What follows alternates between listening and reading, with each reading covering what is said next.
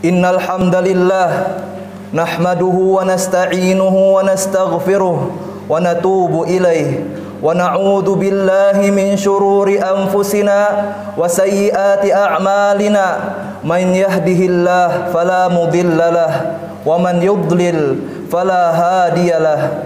Ashhadu an la ilaha illallah wa ashhadu anna Muhammadan abduhu wa rasuluh. Ya ayyuhalladzina amanu taqullaha haqqa tuqatih wa la tamutunna illa wa antum muslimun.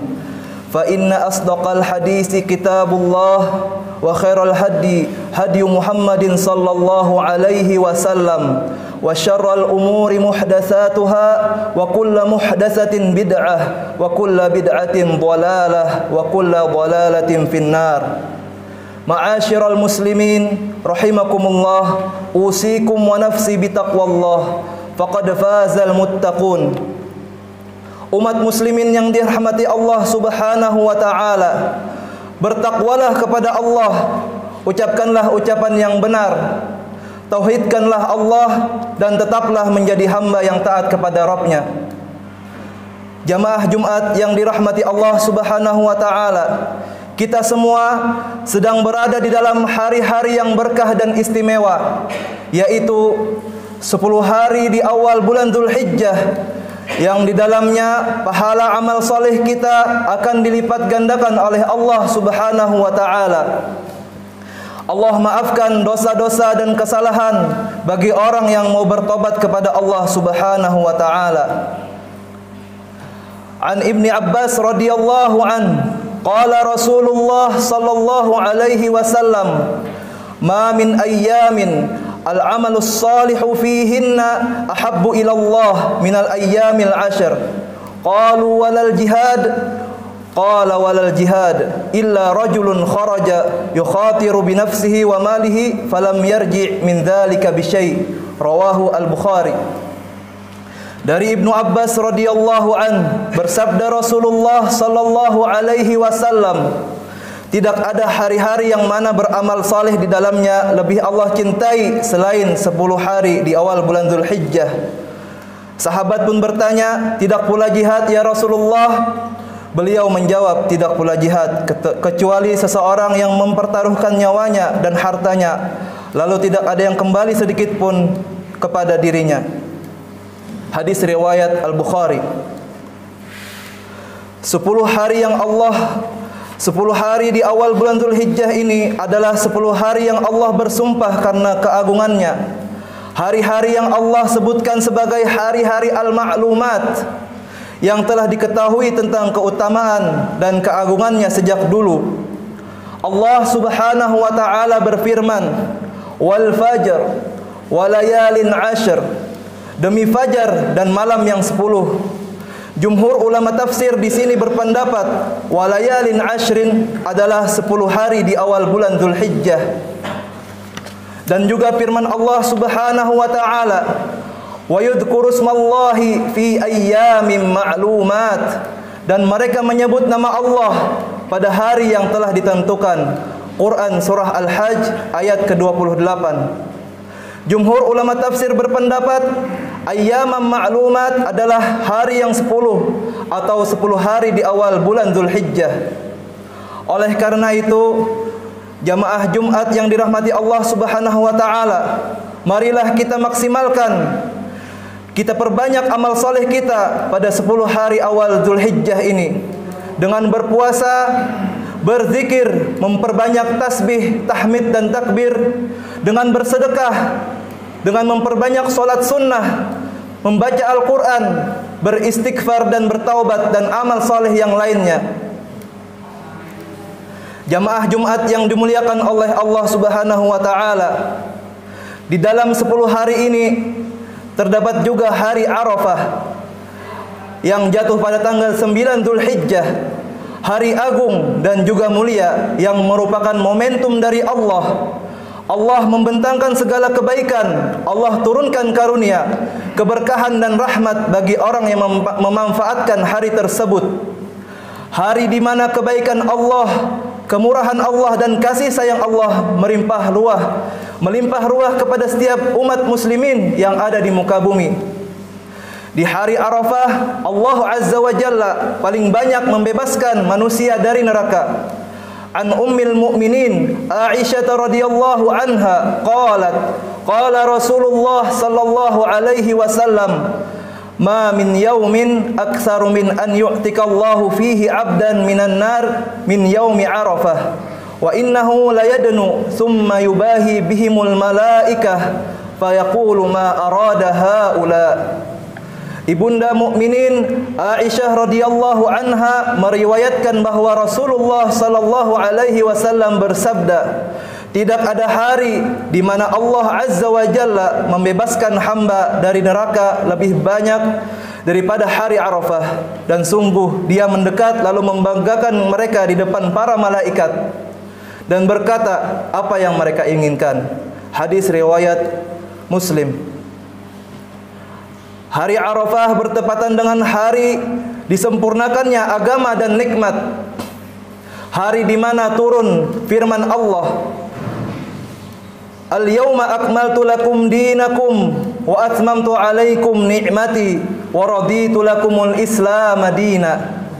Pada hari ini telah kusempurnakan untuk kamu agamamu dan telah kucukupkan kepadamu nikmatku dan telah kuridhai Islam sebagai agamamu. Al-Maidah ayat 3. An Umar ibn al-Khattab radhiyallahu anna rajulan minal yahud qala lahu ya amiral mu'minin ayatun fi kitabikum taqra'unaha law alaina ma'syaral yahud nazalat latakhadna min dhalikal yawm 'idan.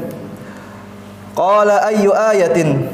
Qala al-yawma akmaltu lakum dinakum wa atmamtu alaikum ni'mati wa raditu lakumul Islam madina. Qala Umar qad arafna dhalikal yawm wal makanul ladzi nazalat fihi 'alan nabi sallallahu alaihi wasallam wa huwa qa'imun bi Arafah yaumal jum'ah.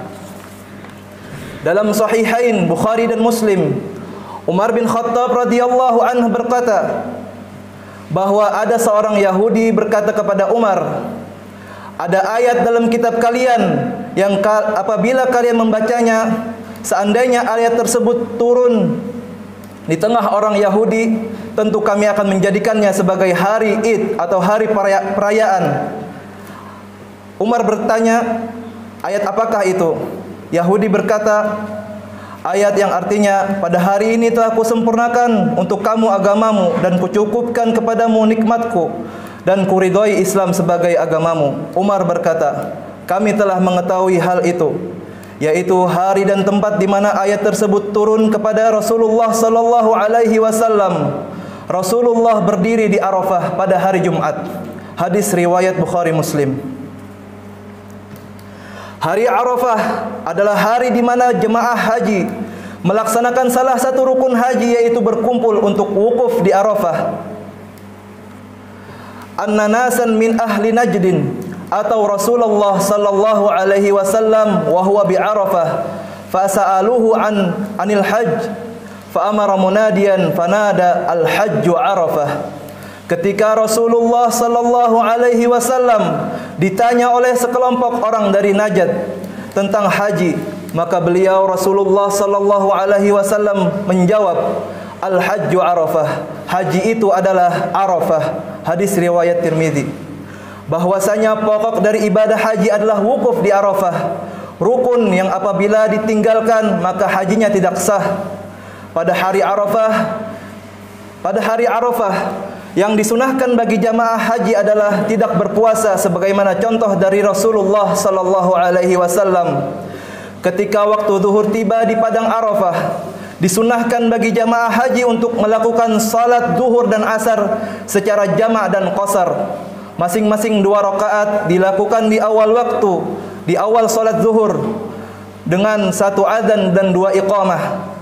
Hikmahnya adalah agar setelah itu para jamaah bisa memiliki waktu yang luas untuk berdoa dan berzikir, karena doa di hari Arafah adalah waktu yang terbaik untuk berdoa. Tidak hanya dikhususkan untuk mereka yang berada di padang Arafah, melainkan waktu mustajab tersebut untuk semua umat Islam di dunia. An Amru bin Shu'aib an abihi an jaddihi anna Nabiyya sallallahu alaihi wasallam qala khairud du'ai du'a'u yaumi Arafah wa khairu ma qultu ana wan nabiyyuna min qabli la ilaha illallah wahdahu la syarika lah lahul mulku wa lahul hamdu wa huwa ala kulli syai'in qadir. Sebaik-baik doa adalah doa hari Arafah, dan sebaik-baik ucapan yang aku dan para nabi sebelumku ucapkan adalah la ilaha illallah wahdahu la syarikalah lahul mulku wa lahul hamdu wa huwa ala kulli syai'in qadir. Hadis riwayat At-Tirmidzi. Jamaah Jumat yang dimuliakan oleh Allah Subhanahu wa taala, bagi kita yang tidak melaksanakan ibadah haji, maka sunnah bagi kita berpuasa pada hari Arafah.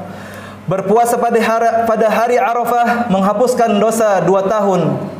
An Abi Qatadah Al-Ansari radhiyallahu anna Rasulullah sallallahu alaihi wasallam su'ila an saumi yaumi Arafah faqala yukaffiru as-sanah al-madiyah wal baqiyah. Rawahu Muslim.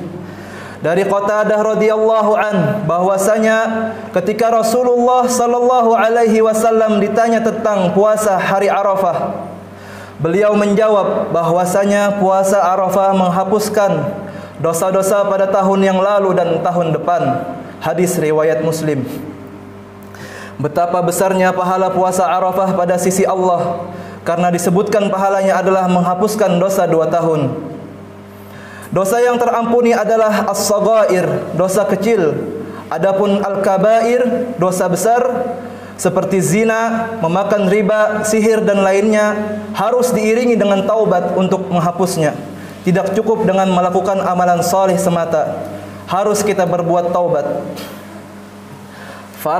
Para salaf dahulu saling memperingatkan pada hari Arafah untuk sibuk dengan ibadah dan memperbanyak doa serta tidak bergaul banyak dengan manusia. Semoga pada hari Arafah tahun ini Allah berikan kita kesehatan sehingga kita sanggup berpuasa dan semangat berdoa. Karena kondisi orang yang berpuasa juga kondisi untuk mustajabnya doa. Doa ketika berbuka puasa adalah doa yang lebih mudah untuk dikabulkan. Kita siapkan doa-doa terbaik kita, hajat terbaik kita. Semoga yang akan datang Allah mudahkan kita melaksanakan ibadah mulia yang lainnya di bulan Dzulhijjah ini yang belum mampu kita laksanakan seperti berhaji dan berkurban. Demikian khutbah pertama ini. Semoga Allah memberikan kita taufik dan hidayahnya. Aqulu qauli hadza wastaghfirullaha li wa lakum wa lisairil muslimin innahu huwas samiul alim. Astaghfirullahaladzim, astaghfirullahaladzim. La ilaha illallah wahdahu la syarika lahu lahul mulku wa lahul hamdu. Allahumma inni as'aluka fadlan wa rizqan kabiran.